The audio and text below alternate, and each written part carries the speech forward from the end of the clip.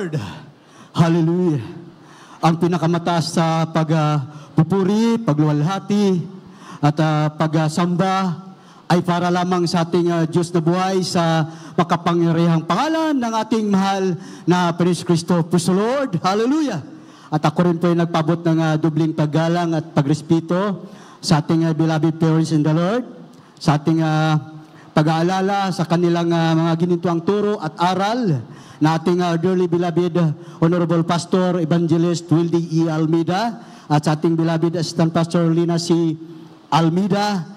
Greetings to all beloved Almeida family. Praise God. Magandang umaga po. At sa lahat po ng ating mga beloved preachers, beloved workers, at sa lahat po nating mga beloved brethren. Praise God. Purihin ang ating mahal na Panginoon. Hallelujah! Praise the Lord! Ako po ay talagang nagagalak at aus-pusong nagpupuri at nagpapasalamat sa mga oras na ito na binigyan po ako ng dakilang talagang pagkakataon na mapasalamatan ko ang ating mahal na Panginoon Kristo na kung saan medyo matagal-tagal na rin po, dati-rati na sa Amoranto lamang po. Mga minamahal, subalit dito pinagpala ako ng ating mahal na Panginoon. Sa mga baguhan at sa mga bisita, dito po pinapatunayan ng ating mahal na Panginoon Kristo kung gaano siya katotoo. Praise the Lord! 1999, ako po'y unang nakaatin sa dako po ng Cunita Astrodome. Sa kadahilanan po ng aming kapitbahay na meron siyang sakit sa bato. At nang siya'y nakaatin dito, pinagaling ng ating mahal na Panginoon. Yes, amen, hallelujah. Kaya kami po'y nagtaka, yun po ang dahilan na ako'y umatin, paano siya pinagaling. Sa pamamagitan ng pagpupuri at sa bautismo sa tubig sa pangalan ng ating mahal na Panginoon Kristo, sa unang panalangin, pagluhod, pagsakripisyo ng ating beloved parents in the Lord, at yes, beloved amen, Honorable Pastor Evangelista Wildy Estrada Almeida. Talagang totoong pinagaling ng ating mahal na Panginoon Kristo. Amen. At binago ang kanilang mga buhay. Wala nang bisyo. Sa madalit sabi, mga minamahal, ang inyong abang lingkod, napakaraming problema. May mga bisyo. May isang magandang trabaho. Naka 13 years nga po ako roon sa company na yun. Subalit, ang aking kinikita, mga minamahal, ay parang bula na naglaho, walang naipon, mga minamahal. Magulo ang aking buhay. Lagi kaming nag-away na aking beloved wife. Ilang bisis na siyang nagsasabi na ako'y iiwanan na. Nagbabalot-balot ng kanyang mga damit. Subalit hindi ko po binigyan ng pamasahe dahil ayaw ko pong maghiwalay kami. Dahil may anak na po kaming isa. Nung time na yon. Salamat sa ating mahal na Panginoon Kristo, mga minamahal. Nung aking talagang hinahanap yung peace of mind at kapayapaan na ang sabi ko nga nung araw, maraming mga gawain na nagsishare, sabi ko na sa tawang pagbabago. Subalit nagkakamali ako. Walang ibang magbabago kundi ang ating mahal na Panginoon Kristo lamang at yes, napatunayan ko dito po sa gawain ng Jesus Miracle Crusade International Ministry. Dito totoong binago ang aking buhay. Mula nung ako'y nagpabautismo sa tubig sa pangalan ng ating mahal na Panginoon Kristo, mga minamahal ko mga kapatid, ako'y nagtaka. Wala na akong ganang uminom. Wala na akong ganang magbisyo, mga minamahal. Bumili ako ng Biblia. Ako'y nagbabasa sa Biblia. Mga minamahal, totoo. Ang pangangaral nating beloved Pastor, Evangelista Wildy Estrada Almeida. Yes, totoo siyang sugo ng ating mahal na Panginoon Kristo. Na ang aking buhay nung araw, hirap baguhin. Mayroon akong mga New Year resolution, mga minamahal. Subalit walang pagbabago. Ako'y nagtaka dito. Bigla akong nawalang ganang magbisyo. Ibig sabihin, totoo ang Diyos sa Jesus Miracle Crusade International Ministry. Yes, amen, hallelujah. Napakaraming patunay ng mahal na Panginoon sa aking buhay. Napakabait ng mahal na Panginoon. Amen. Nang mga panahon na yan, mga minamahal, hindi lamang bisyo ang nagpahirap sa akin. Bakit mga minamahal, nakakahiya mang sabihin, sa company yung peace slip, mga minamahal na ibibigay sa akin, talagang dadayain ko pa yan. Nung panahon na yun, ang ibibigay ko sa aking beloved wife, karampot na lamang, mga minamahal. Ganun po ang aking buhay. Salamat sa ating mahal na Prince Kristo. Salamat sa panalangin ng propeta ng Diyos. Di man ako karapat-dapat, inabot po ako sa kanilang mga panalangin at Yes, amen. sakripisyo. Hallelujah. Totoo po tayo dito mga minamahal. Totoo po ang Diyos na ating sinasamba. Hallelujah! Alam niyo mga minamahal ko mga kapatid, sabi ko nga hindi lang bisyo ang nagpahirap sa akin. Meron akong karamdaman na migraine, ulcer at insomnia. Pag yan ay umaatake sa akin mga minamahal, halos yung ulo ko, ididikdik ko sa siminto mga minamahal.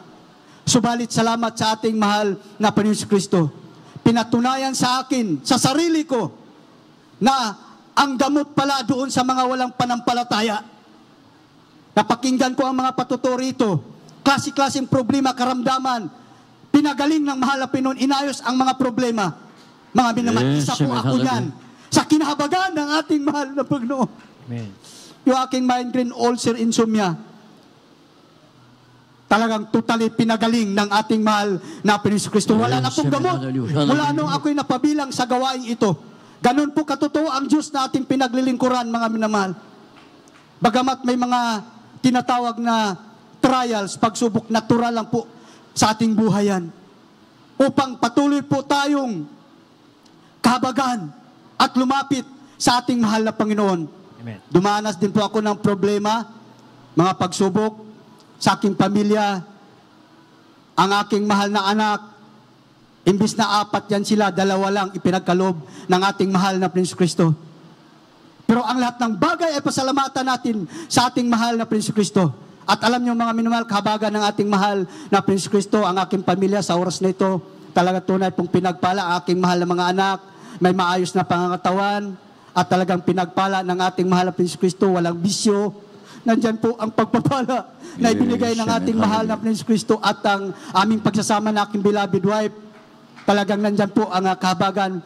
Pinayapa po kami ng ating mahal na Panginoon Kristo. Ganun po magpala ang ating mahal na Panginoon Kristo. Mapalad po tayo na nandirito po tayo sa totoong gawain ng ating mahal na Panginoon Kristo. Mga minamahal, maiksi po ang oras. Hindi ko pwedeng isa-isahin. Ang panalangin ko po nung mga time na yon, nais ko po aking kapatid, ang aking loved ones, ay makapaglingkod din po ng totoo sa ating mahal na Panginoon. Amen. Dumating ang panahon na lagi po akong pangangaral po rito, pray and fasting. Mahal na Panginoon, aking mahal na kapatid, nais ko rin pong maglingkod sila dahil nasa bisyo. Tricycle driver, ibibilyar pa. Anong iuwi sa pamilya? Wala. Ang kanyang mahal na anak may sakit na hika. Payat na payat. Pero isa din po siya sa nanampalataya sa ibang paniniwala. Subalit salamat sa ating mahal na Prince Kristo, mga minamahal, habang akin siyang sinisiran, makipagdebate pa siya. Pero sabi ko, hindi ho ako nakikipagdebate. Hindi po itinuturo dito ang pagdidebate, kundi kapangyarihan ng ating mahal na Prince Kristo. Alam niyo mga minamahal, ang sabi ko sa kanya, ang Diyos ay nagpagaling ng walang bayad libre. Praise the Lord, hallelujah! Pinatunayan ng ating mahal na Prince Kristo ang kanyang mahal na anak. 3-year-old, hindi ako nagkakamali sa time na yon, mga minamahal. Hindi makatulog. Ang sabi niya sa akin, pare-pareha lang. Sabi ko, may Diyos na naghihintay na magpagaling sa iyong mahal na anak. Hinihintay na lang nila na mamatay yung kanyang bata, mga minamahal. Subalit, grabe ang kapangyarihan ng ating mahal na Panginoon Kristo. Hindi po siya nakuha sa magagandang pananalita o pag-share, kundi bagkos sa kapangyarihan ng ating mahal na Panginoon Kristo. Sa panalangin natin, beloved parents in the Lord, totoo po mga minamahal. Ang kanyang sinasabi, kung totoo, ang Diyos na kanyang sinasamba, tinatawagan, yung kanyang mahal na anak patulugin. Mga minamahal, hindi makatulog dahil sa karamdaman. Pinatulog ng ating mahal na Panginoon. Sabi niya, dadalo ako. Dumalo siya mga minamahal. Yes, Hanggang ngayon mga minamahal, talagang totoong pinagaling ng ating mahal na Panginoon Kristo. Wala na pong hika ngayon. Yes, amen. Nagkaroon na po ng 3 anak. Ganon po katotoo ang Diyos nating pinaglilingkuran, mga minamahal. Amen. Talagang grabe ang pagpapala ng ating mahal na Panginoon Kristo. Hindi ko po maisa-isa mga minamahal na kung saan di man po karapat-dapat na sa aking pagpapatuloy sa kabila ng may mga talagang mga pagkukulang o mga hadlang, mga minamahal. Nagsikap po ako, mga minamahal, na maghayo, mag-share sa bus, sa jeep, maging sa Muntinlupa, mga minamahal. Diyan po ako kinahabagan ng ating mahal na Prince Kristo. Kaya mga minamahal ko, mga kapatid, Di man tayo karapat dapat lahat po pala tayo gagamitin ng ating mahal na Prince Kristo. Yes, Sabi ko amen. nga po, hanggang doon na lamang po yung akin, patotoo, mag-share. Pero mga minamahal, lahat po pala tayo gagamitin sa iba't ibang kaparaanan. Amen. Yes. I-share ko po sa inyo mga minamahal sa dako ng Mandaluyong. Ang mga kapatiran po doon, mga minamahal, naglalakad po yan. Walang pamasay patungo ng Amoranto, mga minamahal. Kitang-kita ko po ang kabutihan, kapangyarihan ng ating mahal na Panginoon. Cherubim Square pa yung kanilang mga anak naglalakad hanggang sa Amoranto. Subalit dumating ang panahon, ang time, mga minamahal, na binigyan sila ng pagpapala ng ating mahal na Prince Kristo. Nagkaroon ng maayos na hanap buhay. Nagkaroon sila ng sasakyan. Totoo po, mga minamahal, Yes, ang pangangaral amen. dito. Hallelujah. At experience ko rin po yan. Kaya sabi ko nga, totoo po pala ang ating mga panalangin, tutugunin ng ating mahal na Prince Kristo. Amen. Dati-rati gusto ko ng sasakyan, pero mahirap mag-parking. Kaya sabi ko, ayaw ko ng sasakyan. Okay na yung motor. Nandyan po ang pagpapala ng ating mahal na Pinoon. Siksik, liglig na umaapaw. Totoo ang pagbibigay, mga minamahal. Huwag po kayong mag-alinlangan.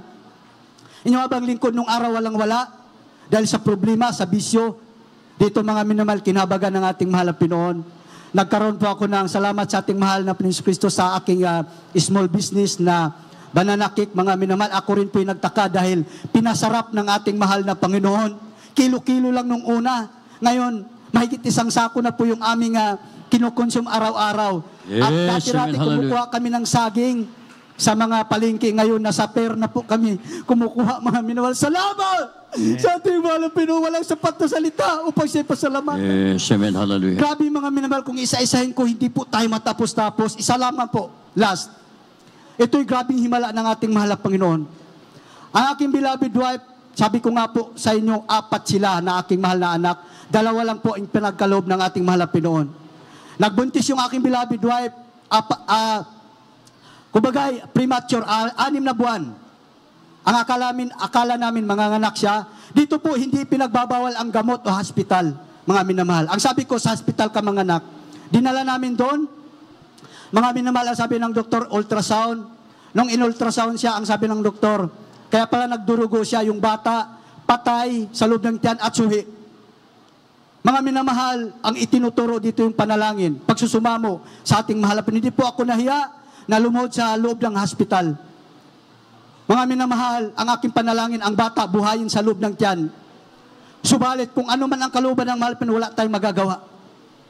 Dumating ang time, dinala siya sa operating room, tatanggalin yung bata, hihiwaan. Bumili ako ng kumpletong gamit. Before bumili, mga minamahal, tumawag ako ng backup prayer sa pastoral.